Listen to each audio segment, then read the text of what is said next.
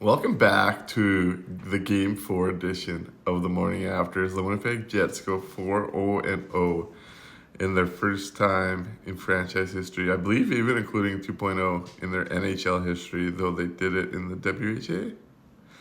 Something historians are going to have to correct me on. But huge start. You've now banked 8 points.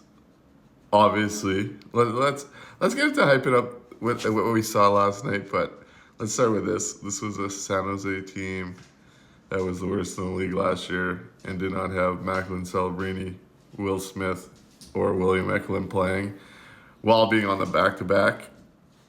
The chips were definitely in the Jets' favor last night, as they would be anyways, against that San Jose roster, even if they were healthy.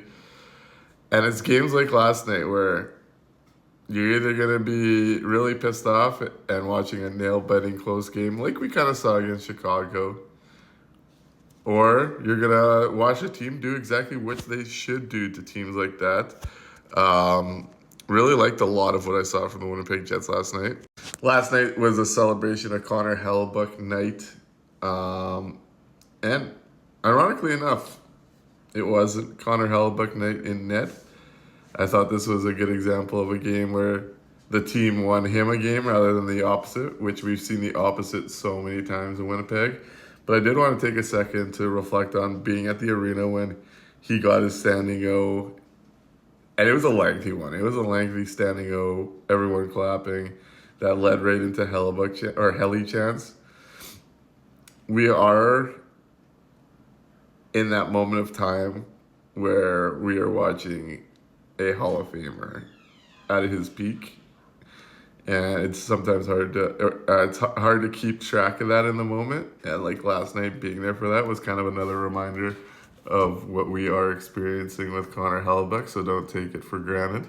The second skill line, aka the third line on this team's depth chart, sure answered some questions last night. Hey, holy, what a coming out party for the Cole Perfetti, Vlad Nemestikov, Nick Ehlers line.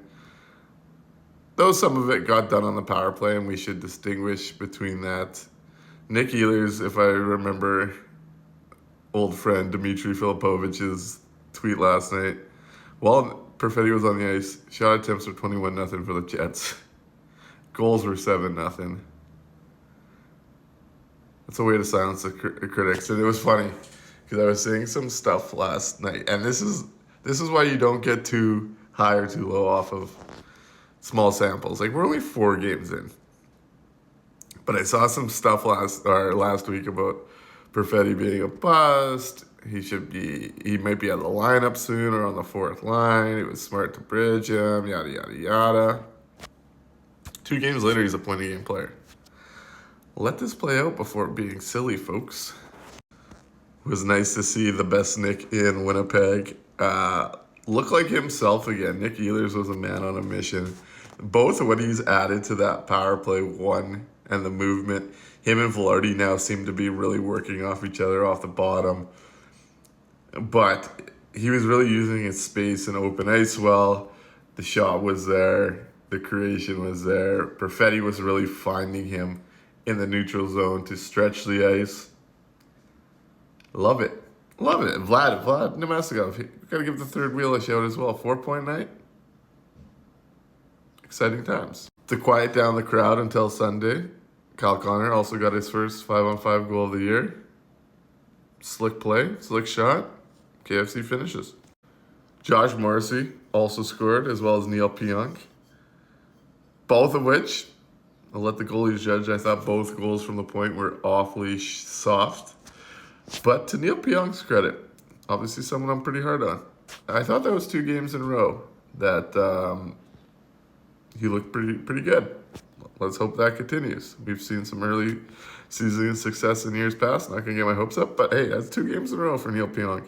Really like his partner, Dylan Sandberg, and how he's settling into that top 4 role.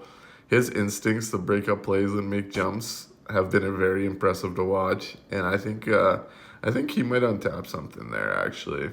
Hayden Fleury and Colin Miller continue to be a very steady third pair. I liked a lot of their game last night, which raises questions about Logan Stanley's future as he is now healthy.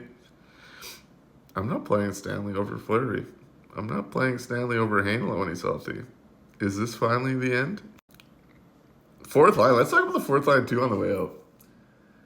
I almost lost it in the arena when Cardio Kupari shows the patience of a gifted goal scorer in that first period and tries to go shelf. Nice save by Blackwood, who didn't make very many. And Morgan Barron really made a nice play. I want to say it was the first period? There was just so many chances where he had the patience going around the net to find a streaking Josh Morrissey. That fourth line, they were on for a couple against, but they continue to pave out an identity. Lowry line was as expected. And the top line had negative 5-on-5 metrics against the San Jose Sharks team. That was on a back-to-back without three of their most talented players. I'll let you do with that as you please. I'm going to keep riding the good vibes into Pittsburgh, where the Winnipeg Jets potentially should start the season 5-0. You have yourselves a great weekend.